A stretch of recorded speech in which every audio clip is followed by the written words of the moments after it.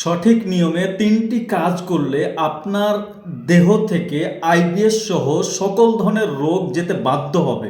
প্রথম আপনি যে কাজটা করতে হবে সেটা হচ্ছে আপনি সঠিক নিয়মে পানি খাওয়া। কারণ আপনার দেহটা গঠিত হচ্ছে, মূল উপাদান হচ্ছে পানি, প্রায় ৭২% পানি এবং ২৮ ভাগ মাটি।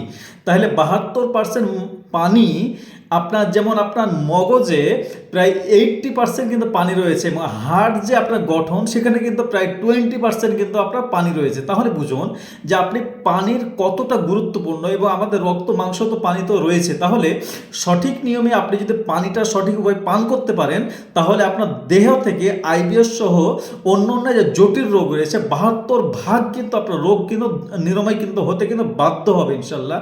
দ্বিতীয় যে কাজটা করতে হবে সেটা হচ্ছে আপনাকে রাত জাগা যাবে না। আমরা কিন্তু অনেক সময় রাত জাগি, অনেক রাত জাগি, অনেক কাজ করার চেষ্টা করি, কিন্তু আপনার এই রাত জাগার কারণে সঠিক সময়ে না ঘুমানোর কারণে আপনার ডায়েটেরি সিস্টেমটা এটা কিন্তু অনেক দুর্বল হয়ে যায়, অনেক কিন্তু উইক হয়ে যায়। এটার কারণে আপনার অনেক জটিল আকার তৈরি হয়। তৃতীয় নম্বর যে ফর্মুলা আপনার মানতে হবে সেটা হচ্ছে আপনার প্রচুর শ্বাস প্রশ্বাস। আপনি সঠিক নিয়মে শ্বাস প্রশ্বাস নিতে হবে।